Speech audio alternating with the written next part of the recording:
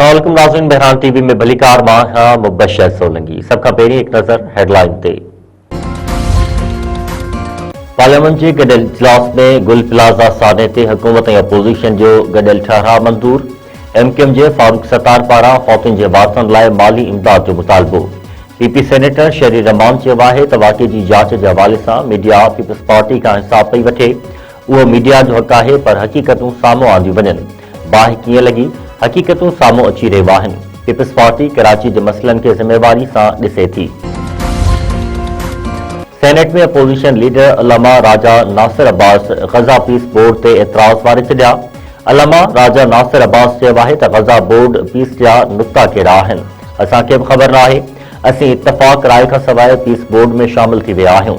उन ख़िलाफ़ ठाहराउ मंज़ूर करणु घुर्जे। पार्लियामेंट जे गॾियल इजलास में ॻाल्हाईंदे अल्लामा राजा नासिर अब्बास वधीक चयो त ग़ज़ा जा माण्हू पंहिंजी आज़ादी जी जंग विड़ी रहिया आहिनि। नेतनयाहू हर ॾींहुं हमला ऐं कब्ज़ा पियो करे। आलमी अदालत नेतनयाहू खे दहशतगर्द करार ॾेई चुकी आहे। गुल प्लाज़ा मां वधीक 4 ॼणनि जा उज़वात, फौतुनि जो अंग 71 थी वियो। 80 माण्हू अञा लापता। सर्च ऑपरेशन आख़िरी मरहले में दाख़िल। इमारत जो मलबो हटाइण दौरान वधीक 4 फौतुनि जे लाशनि जा उज़वा मिलिया।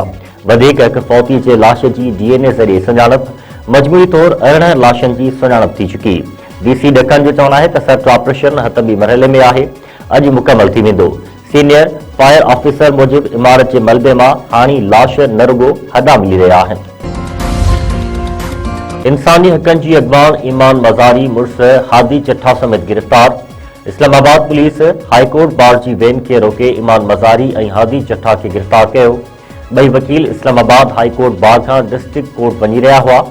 तकरारी ट्वीट केस में अदालत ईमान मज़ारी ऐं हादी चट्ठा जूं ज़मानत वारियूं दरख़्वास्तूं ख़ारिज करे ॿिन्ही खे गिरफ़्तार करे पेश करण जो हुकुम ॾिनो हो। सिंध हाई कोर्ट जे 10 एडिशनल जजनि मुस्तक़िल जज तौरु हलफ़ खणी वरितो। हाई कोर्ट जे अहाते में तक़रीब चीफ जस्टिस ज़फ़र अली राजपूत जजनि खे हलफ़ खणायो। हलफ़ खणंदड़ जजनि में justice Hasan Akbar, justice Tasneem Sultana, justice Riazat Ali Sahar, justice Mohammad Hasan, justice Abdul Majeed Burghri, justice Jan Ali हादी ऐं ॿिया शामिल। लकी गुलाम शाह जो पुलिस ऐं ॾोहारनि विच में मुक़ाबिलो। एसएचओ शहीद। सखर शिकारपुर रोड ते हथियारबंदनि पारां कोच खे रोके मुसाफ़िरनि खां लखें रुपयनि जी फुरलुट। पुलिस पहुचण ते मुक़ाबिलो। ॾोहारनि जी फायरिंग में एसएचओ खमीसो ख़ान बिरोही शहीद थी वियो। शहदादकोट वेझो शादी जी तक़रीब में हवाई फायरिंग। घोट जो चाचो मारिजी वियो। ॻोठ अली हसन बिरोही में काज दौरान ख़ुशीअ में कयल फायरिंग हयाती खसे वरिती। गोली लॻण करे 45 वरनि जो इरशाद अली बिरोही मारिजी वियो। वारसनि मूजिबि त फौती जे भाइटे जी शादी हुई, जंहिं दौरान इतफ़ाक़ी तौर ते वाक़ियो पेश आयो। मुल्क जे मुख़्तलिफ़ हिस्सनि में बरसात ऐं बर्फ़बारी जारी। इस्लामाबाद ऐं रावलपिंडी में वक़्फ़े वक़्फ़े सां बरसात जारी। मरी वेंदड़ रस्ता बंदि। बलूचिस्तान जे इलाइक़े में रत जमाईंदड़ थधि मुख़्तलिफ़ हंधनि ते पाइपनि ऐं घरनि में बीठल पाणी बर्फ़ थी वियो।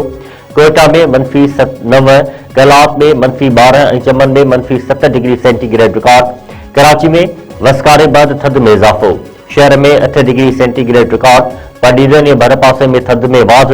पारो 2.5 डिग्री सेंटीग्रेड ताईं पहुची वियो।